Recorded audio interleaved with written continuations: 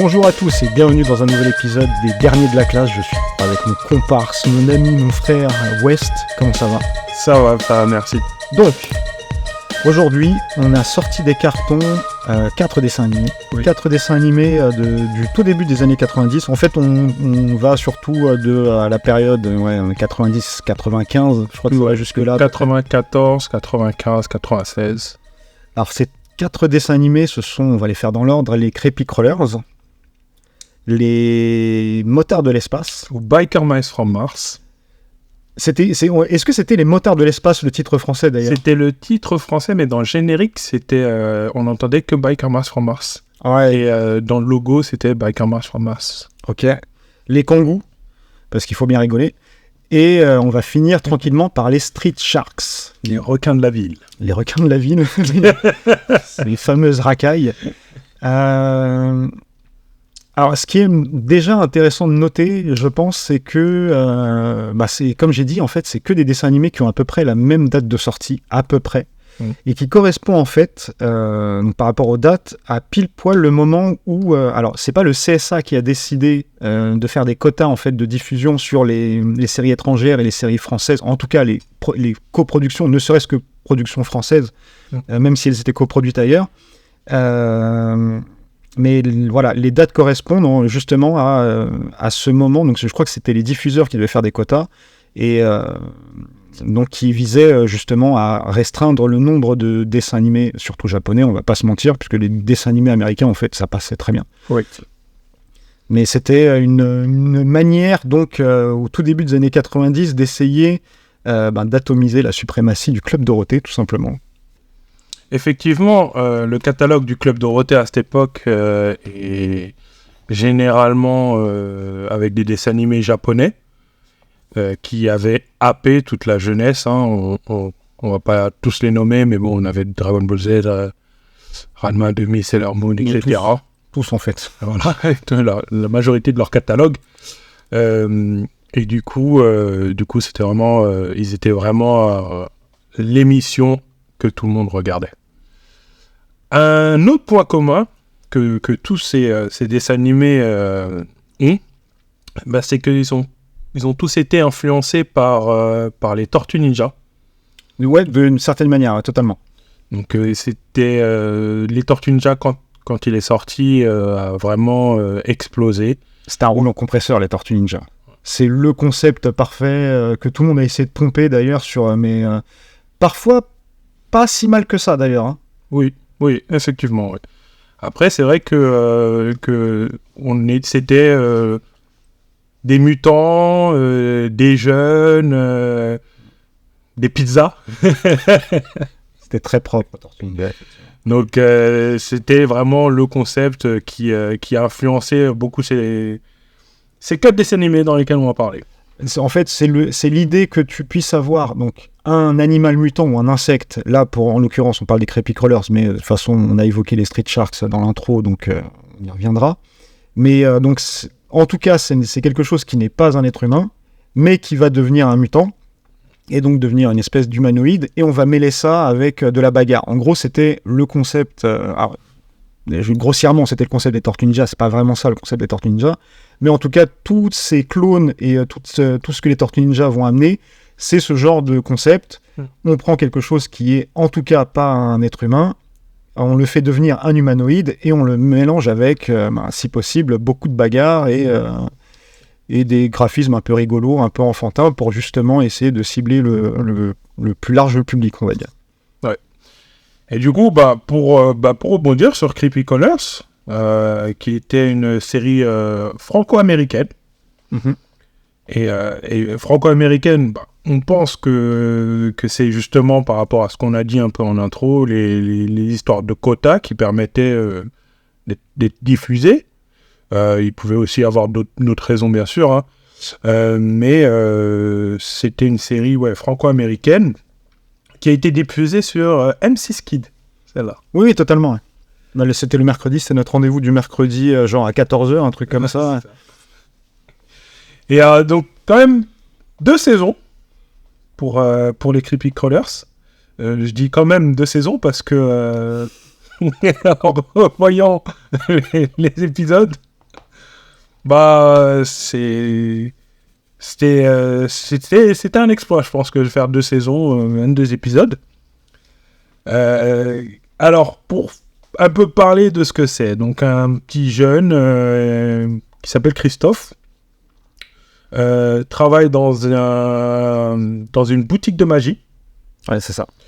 Et tombe sur une boîte magique qui libère 3 créatures, les Creepy Crawlers. Il y en libère que 3 ? Je crois qu'au début, il ne libère que 3. Oui, parce qu'il y en a d'autres qui arrivent. D'autres ensuite qui sont introduits, mais au départ, c'est que 3. Et donc, c'est un dessin animé qui a été fait à la base sur le jeu, les Creepy Crawlers. En fait, c'est pas les Creepy Crawlers, c'est la boîte qui s'appelle en anglais Thing Makers, le four magique pour la traduction en français, qui, pour la petite anecdote, est listé dans les jouets les plus dangereux.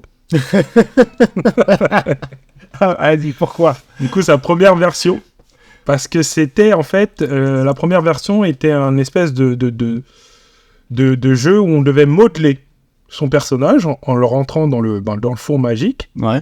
On modelait son personnage et ensuite il fallait le mettre au four, dans le vrai four, pour qu'il puisse durcir, quoi. Et le composé utilisé pour faire la moulure, déjà, entre autres, d'avoir le four qui doit être à 300 degrés ou un truc comme ça, rejeter des vapeurs, des vapeurs toxiques. Super. Donc ouais, la première version en 1969, je crois, la première version de ce jeu est classée dans les jouets les plus dangereux. Et donc il y a une autre version justement dans les années 90 qui est sortie, qui cette fois était beaucoup plus safe. Et d'où le concept de ce dessin animé, puisque les Creepy Crawlers viennent du four magique et apparaissent comme ça. En fait, alors, pourquoi est-ce qu'on en parle ? C'est parce que, en gros, c'est tous les... Là, on prend le parti, en fait, de surtout discuter des dessins animés qui étaient étranges. On va les appeler comme ça, étranges. Alors, pas étranges dans le sens nul ou inintéressant, juste étrange, avec quelque chose de très particulier qui se passait, généralement graphiquement. Et là, les Creepy Crawlers, on était servis. Parce que... Alors, sachant que nous, on a beaucoup regardé, quand même. Oui. Pour pas se mentir, c'était une des émissions un des dessins animés que je regardais quand j'étais petit et que j'ai regardé beaucoup. Ouais. Oui, mais je pense qu'il n'y avait rien en face. Je pense que tout ça, ça fait partie des dessins animés où on les regardait parce qu'il n'y avait pas vraiment d'autre choix. Ça ne veut pas dire qu'on se forçait à les regarder non plus. Mais il y avait un vrai potentiel. Par exemple, il y avait des... donc déjà, il faut qu'on parle des personnages, des héros, en fait, des Creepy Crawlers. Qu'est-ce que c'est ? En gros, ce sont des insectes mutants. Et le concept, en fait, qui est pour moi vraiment très très étrange, c'est qu'ils perdaient de l'énergie au fur et à mesure de leur action. Et pour se recharger, donc en gros, c'est comme s'ils avaient une espèce de sablier à l'intérieur du ventre. Et ce sablier était constitué d'une espèce de slime. Et une fois qu'il arrivait à zéro, donc tout était tombé. Donc au niveau de leur on va dire estomac, je sais rien. Oh, ouais, puisque ça se trouvait au niveau de leur estomac, oui, c'était une espèce de glu, ils appelaient ça la glu. Et c'est ça, voilà. Donc la glu, le mutagène, bref, c'était vert, c'était un truc de mutant, voilà. Mais de toute façon, on est complètement dans le délire en fait des Tortues Ninja. Ils devaient donc se mettre comme une chauve-souris, la tête à l'envers, pour justement recharger le sablier. Ouais. Ce qui est vraiment une idée très très con, quoi. C'est vraiment très très très très bête comme délire, parce que si jamais on devait le rapprocher d'un autre concept, ce serait celui des gargoyles, dont on en parlera certainement dans une autre émission, parce que les gargoyles par contre c'est vraiment cool. Moi je le prenais vraiment comme c'est un point faible qu'ils ont, c'est-à-dire qu'ils sont vulnérables à ce moment-là, mais dans aucun sens en fait cohérent. Pour moi c'était juste une espèce de gimmick qui retardait ou qui ralentissait l'épisode pour pas grand chose. Pourquoi je fais la comparaison avec les gargoyles ? Parce que eux c'était une vraie contrainte, ils étaient vulnérables au point de mourir, quoi. Oui. puisque c'était d'ailleurs le premier épisode. Dans le premier épisode, ils expliquaient pourquoi est-ce que les gargoyles étaient mortes, et en fait, en gros, on suivait les survivants de cette espèce de grande guerre, et l'idée, c'est que tout le monde avait attendu que le soleil se lève, et qu'elle se transforme. Donc en gros, les gargoyles se transformaient en pierre, en statue de pierre, avec les rayons du soleil, et ils avaient attendu ce moment-là pour en fait toutes les détruire, en gros. Donc il y avait une vraie vulnérabilité, mais une vulnérabilité qui amenait de l'enjeu. Là, ça n'a jamais été utilisé comme un enjeu. Puisque, comme tu le dis, ils s'affaiblissaient, mais ils n'étaient pas en danger de mort. Ils étaient juste faibles et donc, en gros, sur les genoux, mais même pas. Généralement, ils restaient conscients. Je ne pense pas avoir de souvenirs où ils ont perdu connaissance. C'était juste, je peux plus soulever le méchant parce que j'ai plus beaucoup de force, quoi. Donc ouais, c'était chiant en fait, c'était pas très... C'était un concept, mais pour moi c'est ça, les creepy crawlers, c'est plein de... on va dire que c'est que des fausses bonnes idées, en gros, parce que même dans le chara design, c'était que des... On a une idée, mais on ne l'exploitera jamais. Elle n'aura aucun intérêt, peu importe. Comme tu l'as très bien résumé dans ton intro, donc la série, elle prend le parti en fait de commencer par de la magie, puisque en fait, ce que t'as pas cité par contre, c'est que le Christophe en question, il travaille dans une boutique de magie, mais qui est tenu par le méchant de la série. Oui. Et ce méchant, donc, c'est un magicien. Donc on a immédiatement en fait dans le concept de la série, dans les bases que celle-ci impose, le côté justement magique, qui est un peu un côté sans limite, qui ne sera jamais exploité. On n'en a rien à faire de la magie. Et pareil pour les ennemis, moi je me rappelle d'un ennemi qui avait des dents dans le chapeau. En fait, il portait une espèce de haute forme. Oui, c'était un des assistants justement du grand méchant, on va dire. C'est ça. C'est un de ses mignons. Je crois qu'il s'appelait Skeletron ou Skeleton. Et en fait, il avait... je crois que le principe, c'est qu'il était certainement fait à base d'une serrure ou d'un loquet, puisque ses mains étaient des menottes et son ventre avait en fait le trou de serrure d'une clé. Ouais. Et il avait un chapeau qui parlait. Qui était un peu un effet comique, par contre, c'est ça. Du dessin animé. C'était utilisé en fait d'une manière qui était vraiment peu intéressante. Du coup, à la revoyure, je me suis vraiment posé la question, mais quel était l'intérêt ? Qu'est-ce qui nous faisait vraiment garder ça, mis à part le fait qu'il n'y ait rien en face ? C'est une vraie question, en fait. Alors, moi, à la revoyure, je me suis rappelé que j'aimais bien un des personnages qui était celui qui avait les cordes. Il s'appelait Passe-Passe.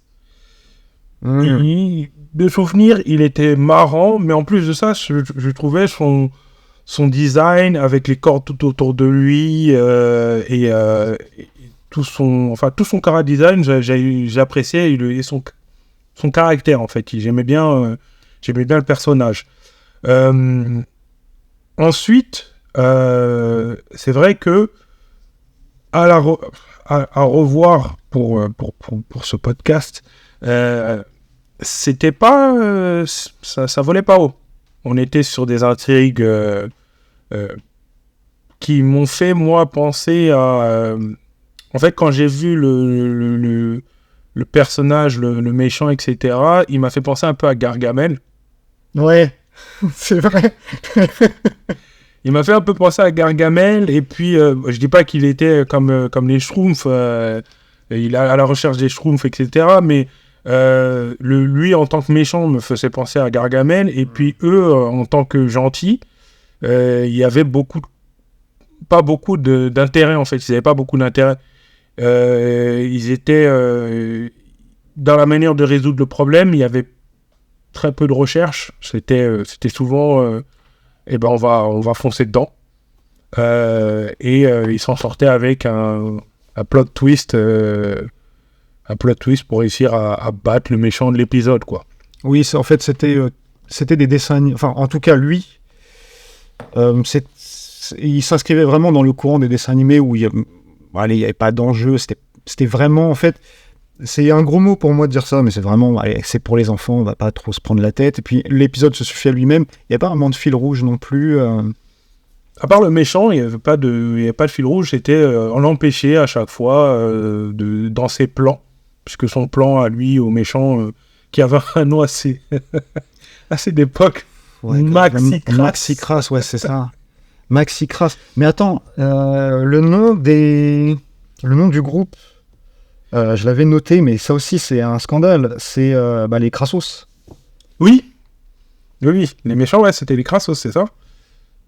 Bon, après, pour pas non plus, on va essayer de quand même de rester cohérent. Là, on parle de la version française. Oui. Je n'ai pas vérifié la version anglaise, mais là, dans la version française, on est complètement. Après, comme tu l'as dit, c'est une coproduction française, donc c'est pas non plus une erreur de traduction. Je pense que c'était une vraie volonté de le rendre très enfantin, le dessin animé, mais ça reste la version française. Avec peut-être un peu de chance, les Américains ont eu un truc un peu plus rigolo, quoi. Mais bon, nous, ça volait vraiment pas haut. Autre chose à revoir, pourrait y avoir potentiellement des choses intéressantes. Comme j'ai vu, j'ai regardé le deuxième épisode, le troisième épisode. À l'époque, je me rappelle le regarder. Est-ce que c'était parce qu'il y avait rien d'autre ou est-ce que parce que en étant petit, je n'ai pas le même regard dessus. Mais je sais qu'au moins à l'époque, ce qui m'avait vraiment, quand j'étais petit, je me rappelle, c'est deux choses qui m'avaient vraiment pas dérangé, mais on va dire que je trouvais bizarre. C'était le fait que les mecs vivaient dans le placard du petit jeune. Donc déjà, on parle de 3 monstres qui ont la taille d'humains et qui sont vraiment balèzes, des bodybuilders. Et les mecs vivaient dans une armoire d'un adolescent. Je me disais, mais où est la place? Et puis l'autre fait que j'avais aussi pensé, mais c'est vrai que j'avais jamais plus que ça, mais c'est qu'on n'a jamais vu ses parents. Non, mais après, c'est très dessin animé américain, ce genre de truc, hein, où genre, ils n'ont pas de parents, en fait. Ouais. Ils sont là, tout va bien. Bah, regarde, là, on parle d'un dessin animé de... c'est quoi, c'est 93 80, ouais. En France, c'est 95, en US, c'était 93, ouais. Ok. Ben, il y a un truc qui s'appelle la patte patrouille. Tiens, encore aujourd'hui, le gamin, il a pas de parents, quoi. J'ai l'impression qu'on en a un peu rien à faire On va dire que c'est pas grave en soi. Ce qui est plus dérangeant, en fait, c'est le côté, mais c'est quoi le parallèle? C'est parce que c'est des insectes, donc ils doivent être dans des endroits un peu fermés. Ah, j'avais jamais pensé comme ça, ouais. Effectivement, peut-être. Peut-être parce que comme c'était des insectes, c'est pour ça qu'on les a mis dans le placard, parce que c'est l'espèce de coin sombre. Mais moi, je sais que, étant petit, je m'étais dit, mais pourquoi les mecs qui sont dans... Bon, la tête en bas, déjà... la tête en bas dans le placard. La tête en bas dans le placard, c'était un truc que je me disais, pourquoi? Le réel n'aura fait que ce dessin animé, d'ailleurs. Ah. Peter Kingston. Donc, je dis pas qu'il est mauvais, hein, parce que mais c'est juste que c'est le seul dessin animé qu'il réalisera de sa carrière. D'accord, ok. Il y a peut-être qu'en même temps, voilà, le résultat, il s'est dit, on va pas poursuivre. Moi, je dis ça comme ça. Ouais, bah, après, je dirais, il y a potentiellement, peut-être certains enfants qui ont gardé un très très bon souvenir et qui pourront dire non, c'était un dessin animé génial, hein. Ben, pas moi. Maintenant, si on parle du prochain. Bah, justement, voilà. Là, on parle des Biker Mice. Les Biker Mice, c'est différent. Juste pour conclure sur les Creepy Crawlers, c'est pas que j'en ai un mauvais souvenir, c'est juste que, bon, je pense que c'était le genre de truc qu'il fallait qu'il reste dans mon esprit comme quelque chose de très vague, tu vois, genre, si je me rappelle d'un... Mais là, le fait de le revoir, non, je pense que ça pourrait, par exemple, mériter un reboot. Mm-hmm. Mais avec un vrai sérieux. Là, on sent que les mecs n'avaient aucune idée d'où ils allaient. Et je pense aussi que ça correspond au fait que le réal, par exemple, lui-même n'a pas poursuivi, quoi. Comme tu as dit, il n'y a que 2 saisons. Le réal, c'est son seul dessin animé. Je pense qu'ils n'avaient pas de vraie idée, en fait, de ce qu'ils faisaient. Et avec un concept comme ça, il y a peut-être des chances de faire quelque chose d'un peu plus sérieux. Ce qui n'est pas effectivement le cas des Biker Mice, où là, ça a été pris très au sérieux immédiatement. Non, c'est vrai que là, si on parle des Biker Mice from Mars, ou les motards de l'espace, parce que moi, je sais pas pourquoi ça m'est toujours resté avec le nom anglais, Biker Mice from Mars. Donc, pareil, on est dans un dessin animé qui arrive en France en 1995, dans le Club Dorothée. Alors, en rediff. En rediff, ouais. C'est pas la première, mais c'est là où moi je l'ai connu, on va dire. Pareil. Donc, dans le Club Dorothée, je crois que la première diffusion, c'est France 2. C'est France 2, c'est Télévisateur 2, si je dis pas de bêtises. Ouais. Une émission que j'ai jamais connue, d'ailleurs. Ah ouais? On n'était rien, Télévisateur 2. Si, mais on était petits, mais on l'a vu. On l'a vu, mais pas à ce point. Et donc, par contre, là, on est sur 3 saisons, 65 épisodes. Donc, c'est vraiment pas mal. C'est même beaucoup, je trouve. Pour faire une petite présentation, pour ceux qui ne s'en souviennent pas, c'est 3 souris venant de Mars qui conduisent des motos, des motos qui sont très, très stylées. Les motos hyper équipées et qui tombent sur Terre. Attends.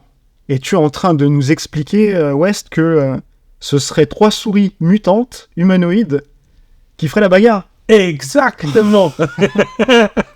Non. C'est ça, Toki. On a 3 souris mutantes de taille humaine, humanoïdes, qui font la bagarre. Et en plus, qui sont stylées, parce qu'on a évidemment le motard avec des lunettes de soleil, qui fait un peu rock. Le plus gros balèze, Modo, qui lui fait... on pourrait penser s'il faisait un sport, ce serait certainement du football américain. Et Vinny, qui fait très très strict dans sa présentation. Vinny, la petite souris blanche. Et qui est un charmeur de ces dames. Beaucoup joueurs et charmeurs. Et on est sur un concept cool. Moi, je dis ça. Concept cool. Dès la présentation, dès le premier épisode, on est sur un concept très, très, très cool. Alors, cool et en même temps avec de l'enjeu, donc contrairement aux Creepy Crawlers, puisque cette fois-ci, ce sont des souris, en fait, qui n'ont pas été mutantes sur Terre. C'est pas un truc suite à une expérience. En fait, ce sont des extraterrestres. Des extraterrestres. Comme le titre l'indique, elles viennent de Mars.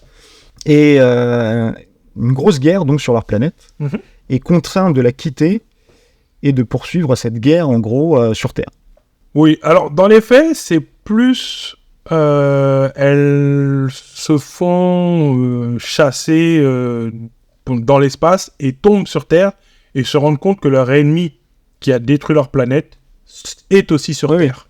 C'est pour ça que je dis qu'elles doivent continuer la guerre sur... Ouais, c'est ça. Et leur ennemi, donc les Plutarchiens, qui est une espèce d'homme poisson.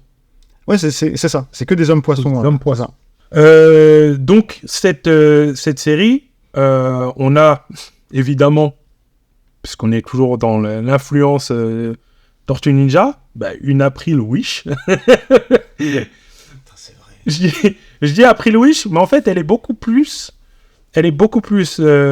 utile que April, puisqu'elle répare les motos. Donc, elle est garagiste et oui, c'est vrai. Les motos. C'est vrai.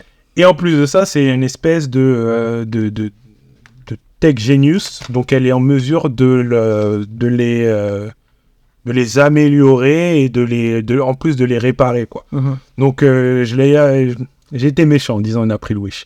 Mais, oui, mais tu parles en fait du concept. Oui, mais voilà, c'est complètement ça. Espèce d'humaine qui aide les équipes. Une chose qui m'a beaucoup amusé en regardant le premier épisode, c'est qu'à un moment ou un autre, après je sais pas si c'est dans la version française ou dans la version américaine qu'ils ont fait ça aussi, mais dans la version française en fait ils font une blague où elle dit mais attendez, vous êtes des souris, vous êtes des souris mutantes, etc. Et il fait vous attendiez à quoi, voir des tortues ninja? Putain, je me rappelle même pas, ils sont allés ok, d'accord. Et c'était franchement super parce que ils font une référence à ce qui les a forcément influencés. Alors on reviendra sur les influences un tout petit peu plus tard, je vais te laisser poursuivre, mais pas que. Cette série, en fait, elle est, moi, elle m'intéressait, mais pas uniquement pour le côté Tortue Ninja. Et on y reviendra, mais il y a pas mal d'influences d'Akira là-dedans. Ouais, parlons-en. Bah, en gros, alors, il y a plusieurs choses. C'est que pour revenir donc sur la description des souris, en gros, le concept qui est un peu fort et rigolo, c'est que comme les souris sur Terre, en gros, c'est des souris sur lesquelles on a fait des expériences scientifiques donc sur leur planète. Donc elles sont toutes un peu charcutées. Elles ont, il y en a une avec un bras remplacé, un bras qui devient un bras robotique avec une espèce de lance laser à l'intérieur. Oui, elle a des lance-missiles, je crois. Lance-missiles, ok. Ah non, je confonds avec le jouet. Le jouet, c'était pas cassé la tête, ils avaient mis des rayons laser pour éviter de... pour éviter de devoir mettre un truc... Non, ils avaient dit c'est des rayons laser, on n'en parle plus. Bref. Donc la fameuse Vinnie qui conduisait une moto rouge, tiens donc, elle avait carrément le haut du visage qui était complètement charcuté et remplacé par... On voyait qu'un masque pour... On voyait qu'un masque. On ne savait pas ce qu'il y avait en dessous, mais oui, il avait une espèce de masque en métal. En gros, elles étaient physiquement blessées d'entrée, et ça c'était intégré au design, c'était assez intéressant. Et l'idée c'est que cette série-là, alors moi j'arrive pas à trouver vraiment l'info, j'ai certainement très mal cherché, mais à culpa, mais je sais qu'il y a une production Marvel qui traîne quelque part, Marvel Entertainment, mais c'est surtout que cette série, ce dessin animé a donné lieu à des bandes dessinées, donc des bandes dessinées Marvel, publiées chez Marvel. Ce qu'il faut savoir, c'est que Marvel, c'est eux qui ont publié Akira. Le début de parution d'Akira, c'est 1982, c'est décembre 82 au Japon. Et derrière, en fait, la publication américaine est supervisée par Otomo. Et c'est un coloriste de chez Marvel qui se charge en fait de la couleur d'Akira au niveau donc, de la licence aux États-Unis, sous l'égide de Marvel. Et la fin de diffusion, on va dire, c'est 91, quelque chose comme ça, quelques années après la sortie du film, le 16 juillet 88. Et donc, on est plus ou moins avec les Biker Mice dans ces eaux-là, en termes de temporalité, puisque, comme j'ai dit, 91, fin de publication au Japon. Étrangement, les souris ont des caractères design, même des fonctionnalités en fait, qui rappellent fortement, si ce n'est la bande dessinée, mais en tout cas le film Akira. Et donc, comme je le disais... Donc on a la moto rouge, qui ressemble énormément. Mmh. Le bras métallique, qui est justement un moment dans Akira où le personnage perd son bras. Il perd son bras droit, ouais. Mais on lui met son... Mais au-delà même du physique, tu vas avoir... il y a notamment cet épisode, qui est un épisode flashback des Biker Mice, où en fait, elles expliquent, donc, par le flashback, tous les moments de traumatisme qu'elles ont vécu pendant la guerre, et justement, donc, ce moment où l'une se fait remplacer le bras, et en fait, on va assister, donc, littéralement, à cette espèce de violence qui est non seulement physique, mais psychologique, auquel elles ont eu droit, et qui rappelle fortement, en fait, les expérimentations qu'on faisait sur Tetsuo dans le film, en fait, et même dans la bande dessinée, même pour moi, c'est plus appuyé dans le film que dans la bande dessinée. Et en fait, toute cette espèce d'influence, je trouve qu'elle se retrouve fortement dans la production des Biker Mice, ce qui fait que, immédiatement, ne serait-ce que visuellement, je me suis dit, tiens, il se passe quelque chose de cool avec ça. J'étais déjà très très fan de Akira à ce moment-là. Puisque nous, le film sur Canal+ est sorti en 93. Donc je sais que, je crois que le film en France, il a dû sortir en 91 ou 92, mais dans certaines salles. Mais en tout cas, la diffusion à la télé, c'était 93. Ouais, parce que de toute façon, à l'époque, un film qui sortait au cinéma n'arrivait pas comme maintenant, 3 mois après à la télé, mais au moins 1 an, voire 2 ans, facile. Totalement, ouais. Donc en gros, quand on a les Biker Mice, j'ai vu Akira il y a peut-être 1 ou 2 ans, et je suis complètement bluffé par ce que j'ai vu. Et donc forcément, immédiatement, cette série m'intéresse. Genre, immédiatement. Après, l'autre gros point que je me rappelle sur cette série, c'était la qualité des jouets. Ouais. Je crois que j'avais les 3 souris, et c'était des jouets, mais vraiment de qualité. Je pense que les seuls jouets de la même qualité que j'avais, c'était les Tortues Ninja, justement. Où il y avait plein de points d'articulation, plein de petits gadgets, leur moto, t'avais des fusées que tu pouvais sortir en appuyant, des petites loupioles. Franchement, les jouets étaient d'une qualité et c'était super de jouer avec. Moi, je me rappelle très bien. Ils avaient poussé sur la qualité des jouets.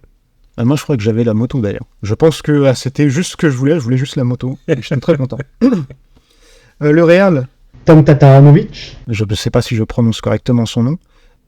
Le mec a fait quand même pas mal de dessins animés relativement connus. Hein. Pêle-mêle, c'est le réalisateur des Biker Mice, mais c'est aussi le réalisateur de Ghostbusters, de l'Incroyable Hulk, de Robocop. Tu te rappelles de Robocop? Okay. Il avait fait le dessin animé Robocop aussi. Non, on va dire qu'ils l'ont filé à quelqu'un de compétent.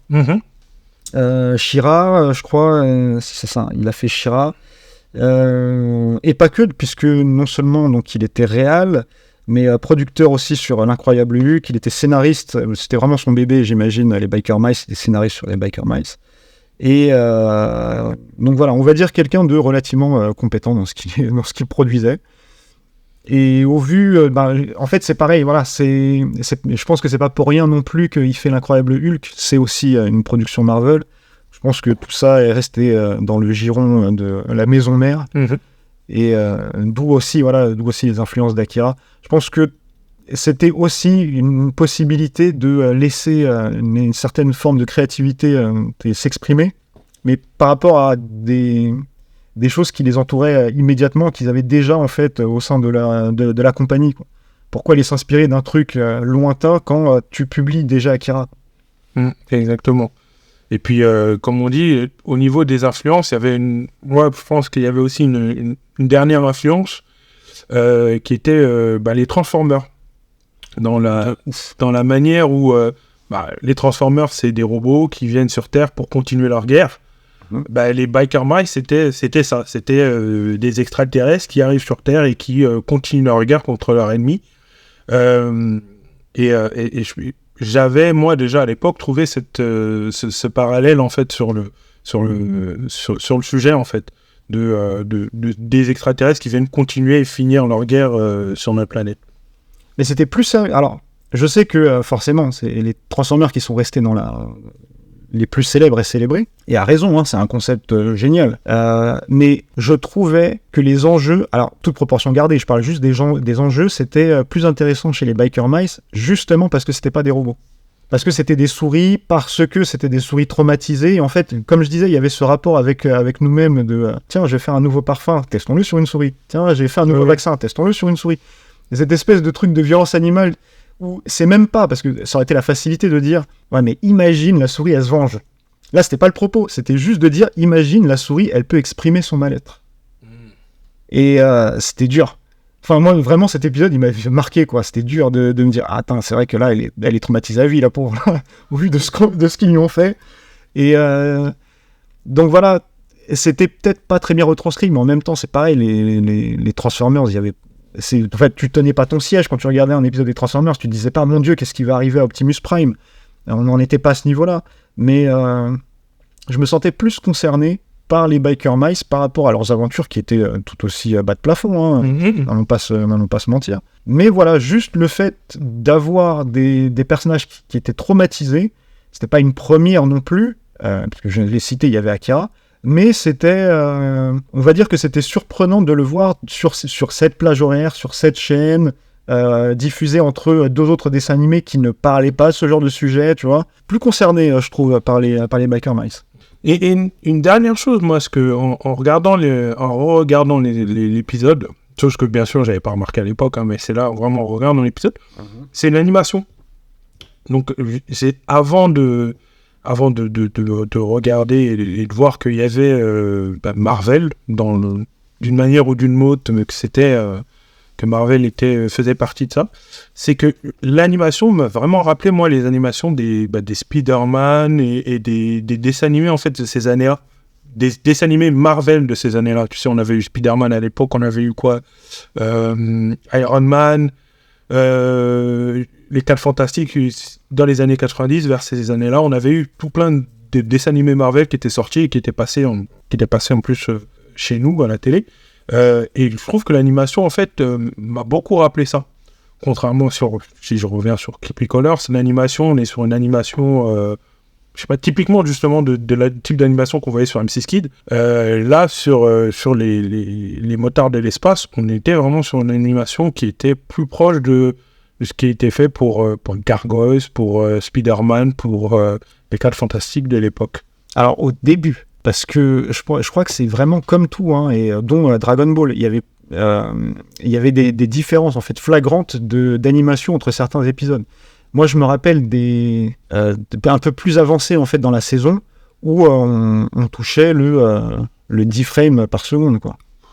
Après, oui, forcément, tu mets un peu le paquet sur les premiers épisodes pour attirer l'œil, mais après, je dis pas que t'as tort, hein, mais je pense que c'est un peu pareil que partout. C'est une espèce de truc, on va dire un peu marketing. Regardez, notre dessin animé, il est vraiment cool. Ce qui était le cas, effectivement, en termes d'animation, c'était pas mal.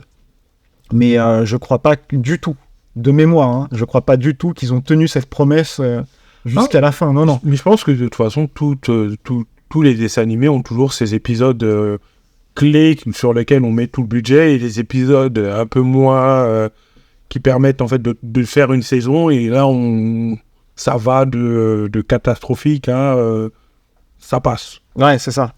T'as autre chose à dire sur les... Non. Parce que justement, tu dis de catastrophe. Ben, en fait, on parlait des Creepy Crawlers catastrophiques. Pour moi, en termes d'animation, c'est vraiment, vraiment pas ouf. Mais le prochain, les kangourous... Bah, en fait, la blague, c'est que ce qu'on n'a pas dit, c'est que les Creepy Crawlers, c'est co-réalisé. Et c'est un Français, en fait, qui co-réalise les Creepy Crawlers, qui s'appelle Jean-Luc Ayache, ou Jean-Luc Ayac, je ne sais plus comment on le prononce.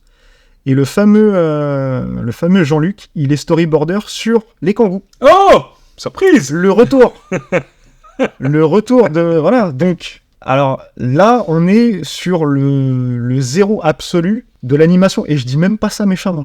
Non, c'est vrai. C'est dur. C'est très très dur. Alors, les kangourous. On va mettre un peu les formes autour. Donc c'est quand même 65 épisodes pour la première série. Mais c'est quand même 2 spin-offs après. 2 spin-offs, ouais. C'est un vrai succès apparemment. C'est un succès. Enfin, c'est mitigé. Les kangourous, c'est mitigé, ça sépare. Il y a ceux qui sont devenus fans, ceux qui ont complètement détesté. Sans parler de ça, parce que même j'arrive pas vraiment à savoir. En fait, à l'international, j'ai l'impression que ça a marché. À l'international, ça fonctionne très bien. En France, c'est mitigé. Ça a trouvé son public, hein. Ouais. Ça a trouvé son public. Mais on est quand même sur des... quand il y a de la critique, c'est des vraies grosses critiques. Il y a de quoi. Il y a de quoi. Pareil, on est dans les années 96. Et là, on est par contre sur TF1. Par contre, pas Club Dorothée, on est après, hein, je crois, on est sur TFou. Après, ouais, c'est ça. Sur TFou. Et moi, le premier épisode, j'ai re-regardé le premier épisode, je me rappelle très bien de la série. Hein. À l'époque, j'ai été très très hypé par cette série, elle m'a eu. Mais le premier épisode, je ne m'étais pas rendu compte à quel point l'animation était aussi catastrophique. Bah déjà, on peut préciser production AB. Là, on est complètement en France, ouais, vraiment chez nous. Taux de rétention parfait. Donc là, on est...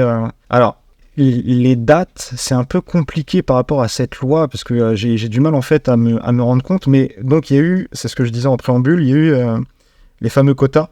Mm-hmm. Là, en 96, on y va la tête baissée, quoi. Ouais.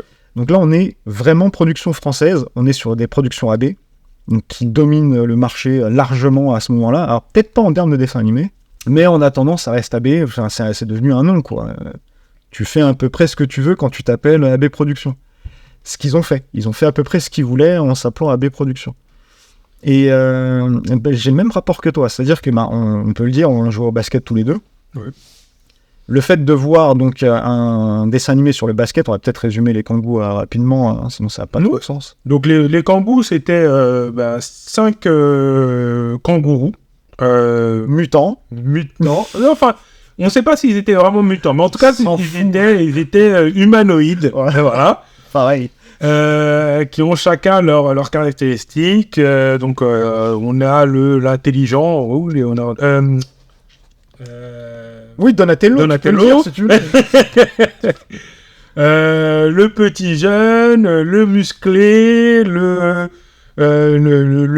l'espèce de constructeur. donc qui construit des machines, etc. Et puis le chef. C'est vrai qu'ils avaient scindé une Tortue Ninja en deux parce que une équipe de basket, c'est 5 joueurs. Les Tortues Ninja, elles sont que 4. Et je crois qu'ils avaient scindé Donatello en deux pour en faire 2 personnages. Un intelligent et puis un qui construisait des machines à la volée. Ouais. Qui justement utilisait toutes les capacités du kangourou, c'est-à-dire la poche centrale, pour sortir des trucs par millions dedans. Et qui sauve de la noyade un coach de basket. Et eux font du basket aussi. Qui font un basket assez particulier, puisqu'ils dribblent avec leur queue, avec leurs bras, avec leurs pieds. Comme quoi la vie est bien faite. Voilà. Ils ont sauvé un coach de basket. Et ils sauvent un coach de basket qui leur dit venez jouer dans le tournoi de basket de la ville d'à côté, qui est la ville de leur ennemi juré, qui essaye. Ce petit détail, je l'avais oublié, je savais plus pourquoi ils avaient un ennemi en fait, qui essaye de voler une plante qu'ils ont sur leur île, la plante dorée ou la rose dorée, je sais plus ce que c'est le nom exactement, et donc qui eux protègent la rose dorée, et c'est le fil conducteur de cette série. Une April O'Neil aussi bis dans la série, sauf que c'est une April O'Neil qui est particulièrement agressive. Comment le dire ? Elle est, on va dire, qu'elle est, elle est très émoustillée par le fait de rencontrer des kangourous qui jouent au basket, des mâles. Franchement, en ayant revu l'épisode, c'est un des faits qui m'a choqué, puisque ça m'avait pas plus choqué à l'époque. Mais bon, déjà au niveau intellectuel, elle paraît pas être super débrouillarde. Mais ouais, en plus, c'est utilisation de ses atouts physiques au maximum, quoi. Elle est toujours en décolleté, en fait. Elle est en décolleté, elle a une très très forte poitrine, et elle... en fait, c'est quoi ? C'est le bisou, c'est un peu... Tu sais, c'est le truc un peu mignon de Mario, on va dire, de la princesse Peach qui fait le petit bisou à Mario, mais c'est constant. Ouais. Peu importe ce qu'ils font, ils ont droit à un bisou, et ils ont droit d'avoir le nez collé au décolleté, ce qui est très étrange, en fait, à la revoir. Alors, ouais, à le revoir, c'est particulier. Je pense que c'est un truc qui passerait pas à notre époque. Là maintenant, je sais pas si ça passerait. Mais ouais, c'est vrai que c'est un détail qui, moi, m'avait échappé étant jeune, et en revoyant, je me dis, mais en fait, c'est chaud quand même. C'est réalisé par Thibaut Châtel, donc un Français. Et là, moi, c'est toujours un truc qui me surprend, c'est que donc le gars en question, c'est pas n'importe qui, hein, il a quand même réalisé pas mal de trucs, Davy Crockett, donc il a réalisé et créé les Kangoo Juniors, puisque tu parlais des spin-offs, mais comme je le disais, on est dans l'espèce on surfe un peu sur la vague, donc oui, des Tortues Ninja, soit, mais aussi d'Olive et Tom, c'est ce que je disais. Le Thibaut Châtel réalise, comment ça s'appelle, l'École des Champions. Oh. Ce qui n'a absolument rien à voir en termes de qualité graphique, de tout en fait. On est à des carcans, donc il fait les Kangoo pour le basketball, et avec la qualité visuelle des Kangoo et narrative des Kangoo, mais le mec est aussi le réalisateur le co-réalisateur avec... je crois que c'est une coproduction japonaise, de mémoire, l'École des Champions, mais il en est l'auteur, le réalisateur. Et bah, dis donc, pour un dessin animé qui, moi je me rappelle, justement, tu avais les Olivier Tom et les Écoles des Champions, quoi. C'était les deux dessins animés qui étaient utilisés en référence quand on jouait au football. Oui, c'est ça. Savoir que c'est la même personne qui a fait les Kangoo Juniors, les Kangoo et les Kangoo Juniors. Ouais. Mais d'ailleurs, tu voulais parler, je crois, de... Alors, moi, je vais quand même mettre comment ça s'appelle ? Des réserves, mais il y a effectivement une anecdote, parce que là, on fait le comparatif entre les Kangoo et l'École des Champions en termes de football, enfin, basketball, mais il y a une anecdote avec le basket directement lié aux Kangoo. Oui, a priori, d'après la rumeur, comme c'était AB Productions qui distribuait beaucoup des mangas... des dessins animés japonais en France, et ils auraient bloqué a priori la diffusion de Slam Dunk. Ouais, au profit des Kangoo. Au profit des Kangoo, puisque évidemment, Kangoo parlant de basket, Slam Dunk parlant de basket, et il n'y avait pas non plus 10 millions de dessins animés de basket à l'époque. Ils ont a priori préféré mettre en avant leur dessin animé le dessin animé qu'ils produisaient en face de Slam Dunk, et c'est pour ça, a priori, d'après la rumeur, que Slam Dunk n'a jamais été diffusé en France. Ouais, moi je mets des réserves simplement en termes de date. Je dis pas que c'est faux, mais après c'est vrai que j'ai pas trouvé de précision en fait sur cette anecdote. Moi je l'aime bien. Moi je veux qu'on en parle parce que je trouve ça, même si c'est pas, je sais pas si c'est vrai, mais même si ça l'est pas, je trouve ça super drôle de se dire que entre les Kangoo et Slam Dunk, on a eu les Kangoo. Moi j'aime bien, je veux que ce soit vrai, tu vois. C'est juste moi qui le pense. Mais j'ai mis une réserve parce que les quotas. Les quotas, on était en plein dedans, c'est-à-dire que les Kangoo, je crois que la première diffusion c'est 96. C'est ça. Et les quotas effectifs, ça doit être l'année suivante. Alors, je crois, là c'est pareil, c'est parce que en gros, pourquoi je dis je crois et pourquoi il y a cette espèce d'imprécision, c'est parce que donc vis-à-vis donc on va dire de la loi et de ce qui s'est passé par rapport donc à la sortie du livre de Ségolène Royal en 89, donc le fameux livre qui est techniquement responsable en fait de l'annihilation du Club Dorothée par ses productions forcément très japonisantes. En gros, l'idée c'était de cibler de manière très précise les animés, en fait, les dessins animés japonais. Et donc, des quotas ont été réalisés, c'est-à-dire des quotas de diffusion. Donc, pour, je sais pas, je crois que c'était pour 60% de production française, coproduction française, ne pouvait être diffusé que 40% de séries étrangères. Donc, moi, ce que j'ai l'impression de comprendre avec ça, mais je ne peux pas le garantir, c'est que j'ai plus l'impression de voir, en fait, l'idée que si jamais on commence par diffuser les Slam Dunk, et que, par exemple, les quotas se faisant, la série se fait éjecter, sachant que AB Productions était dans la sauce. Faut pas oublier que donc les Kangoo, c'est 96, mais l'arrêt du Club Dorothée, c'est 97. Donc AB Productions, ils étaient déjà dans la sauce, quoi. Je me dis, peut-être que ces mecs-là se sont simplement dit, si jamais on commence par diffuser Slam Dunk et qu'on doit arrêter, mais qu'on a en backup les Kangoo, ça va être compliqué de passer derrière Slam Dunk. Il vaut mieux d'abord mettre les Kangoo, et si on peut, potentiellement, mettre Slam Dunk derrière. Mais après, voilà, comme c'était leur production, ils ont continué, et je crois en plus que c'est un succès, en fait, les Kangoo. Kangoo, oui, c'est mitigé, C'est mitigé, mais mitigé en France. À l'international, ça a fait un succès, et d'où les spin-offs, Oui, c'est vrai, totalement. Et une longévité aussi. Parce que Kangoo, c'est jusqu'en 99, mais Kangoo Junior, etc., ça continue encore des années après. Donc, on en a eu des années de Kangoo. On passe au dernier. Au dernier, le plus beau, le plus flamboyant, le plus bizarre. Street Shark, les requins de la ville. Tu t'en souviens? Alors, ouais. Alors, oui, parce qu'il a bien fallu qu'on prépare ce podcast, mais en fait, j'aurais voulu que ça reste un vague souvenir. Mais après, je suis méchant. Non, je vais pas commencer à être méchant. Alors, est-ce que tu peux déjà nous résumer? Alors, les Street Shark, c'est donc une série américaine, 1996, la diffusion en France sur TF1. 3 saisons, 40 épisodes, donc c'est pas mal. Et c'est l'histoire de 3 frères qui sont transformés en requins humanoïdes. Est-ce qu'ils ont une April-O'Neil?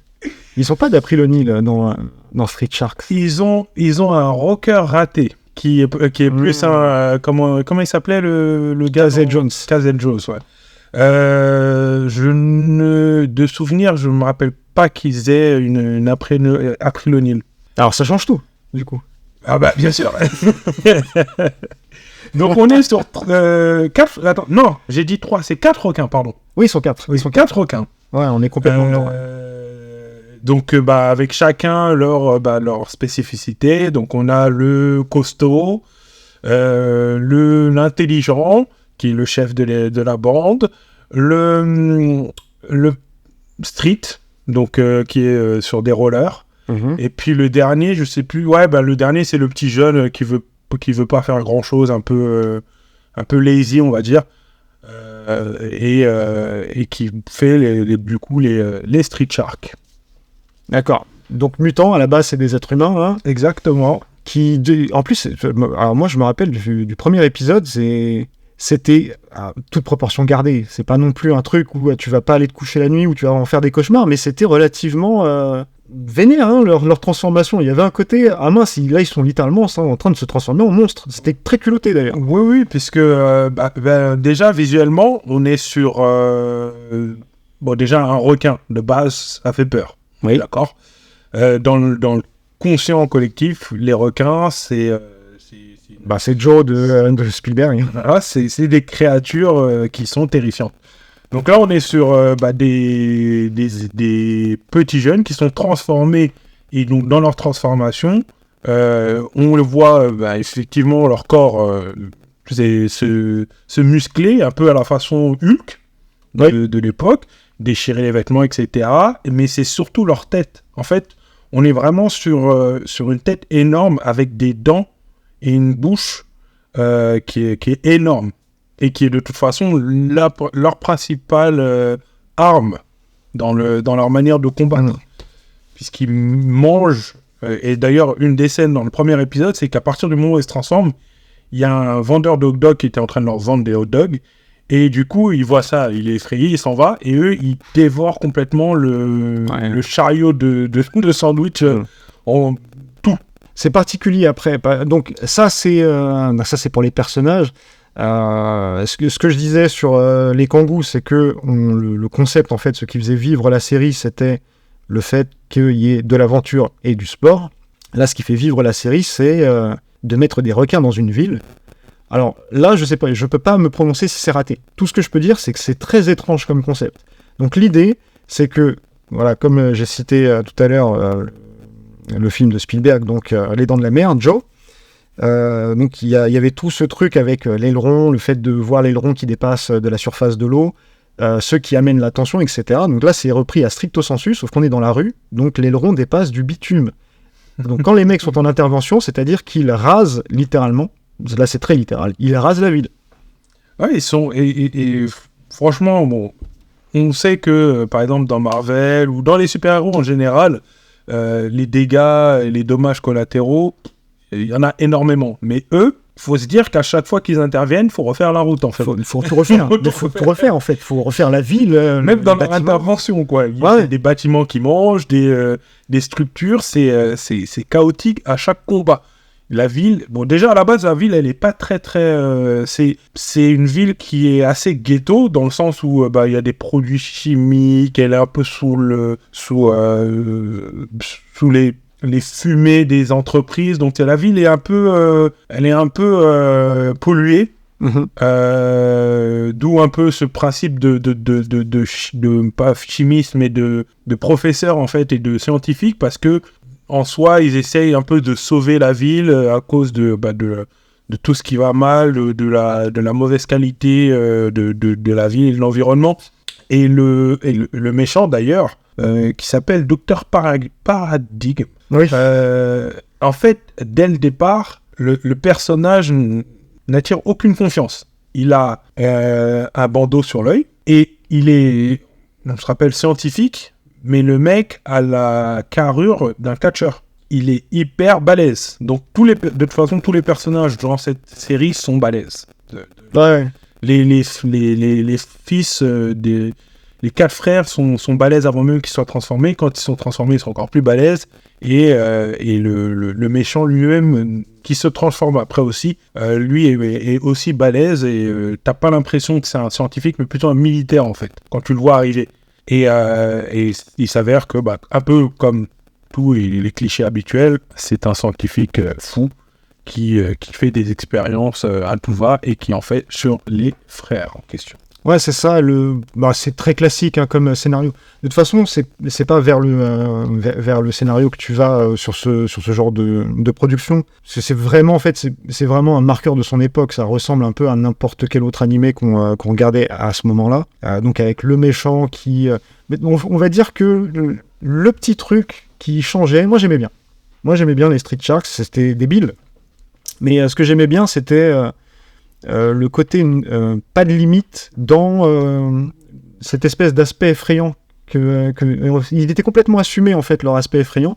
Et donc, le méchant qui est méchant et il transforme les gens en monstres, il s'arrêtait pas dès le premier épisode. C'est-à-dire que, par exemple, contrairement aux Tortues Ninja, une fois qu'on a eu Bebop et Rocksteady, c'est-à-dire qu'il n'y a pas d'autres expérimentations, on va dire, qui couvrent la série Les Tortues Ninja. On a Bebop et Rocksteady. Sauf que on pourrait se dire, vu qu'on peut le faire une fois, on pourrait le recommencer, réitérer et faire une armée, tu vois. Là, il y avait un côté vraiment assumé, pas de limite, où le mec se constituait vraiment une armée, t'avais d'autres méchants qui arrivaient. C'est tout le côté assumé, terrifiant, mais même méchant des fois, parce qu'il faisait des trucs qui étaient pas sympas. Je parle des héros, hein. Oui. C'est des trucs pas forcément reluisants, mais c'était assumé. Ça allait un peu au fond du truc, mais c'est juste que le concept est relativement débile. En fait, c'est là où je m'attarde, c'est le concept de passer par le bitume pour intervenir. Déjà, c'est pas pratique. Voilà, ça reste du bitume, quoi.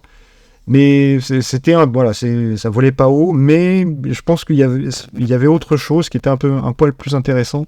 Ça a donné des jouets qui étaient très très cool et qui ont très très bien marché. Qui ont bien marché, effectivement.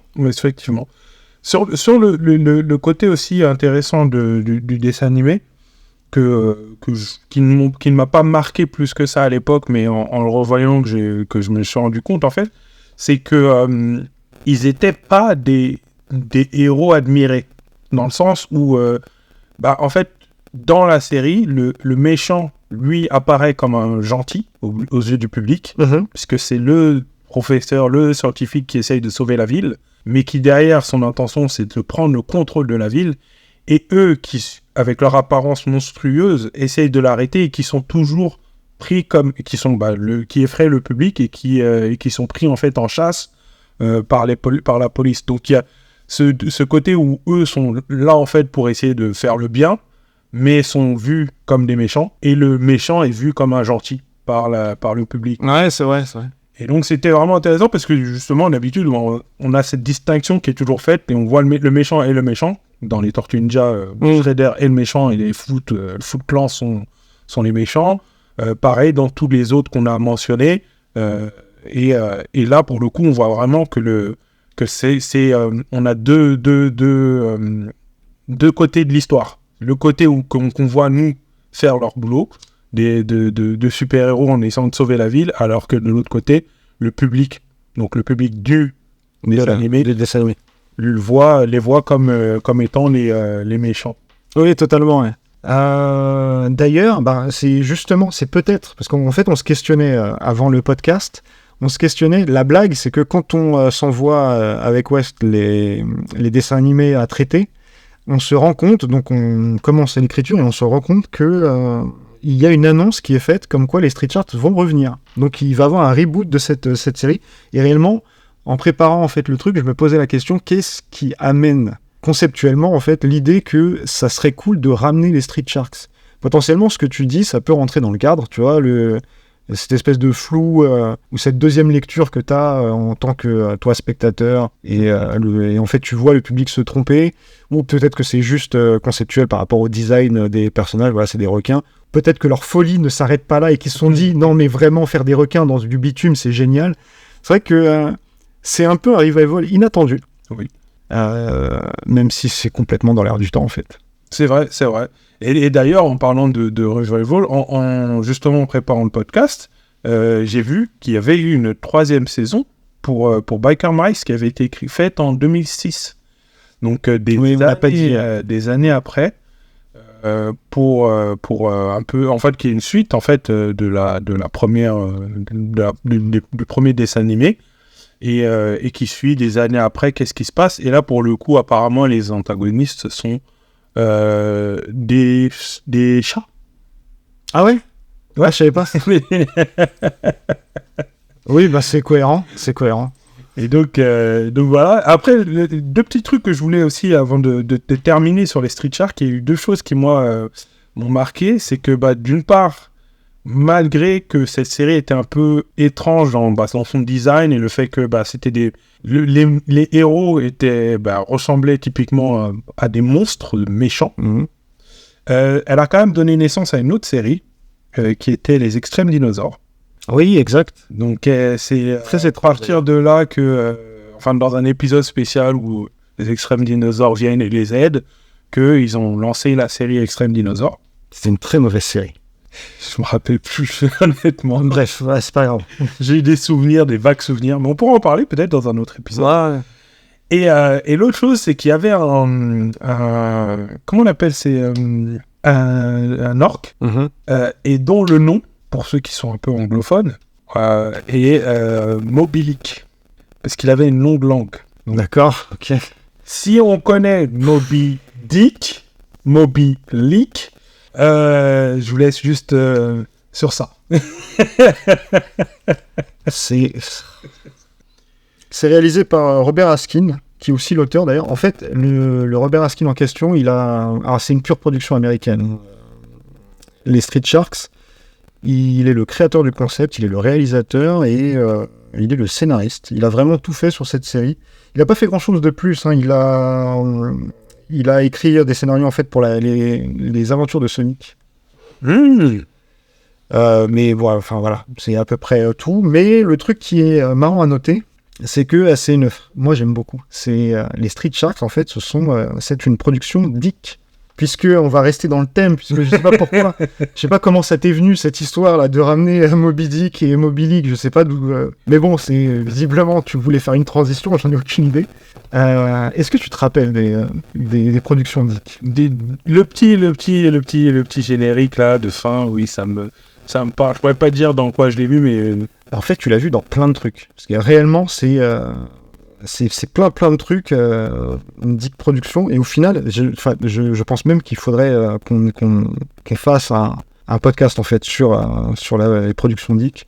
Donc, c'était ce petit logo DIC avec cette voix très enfantine qui disait Dick. C'était très particulier. En fait, c'est une boîte de prod qui a été créée par un Français. Donc le terme réel, c'est diffusion, information, communication. Et ça a été créé par Jean Chalopin.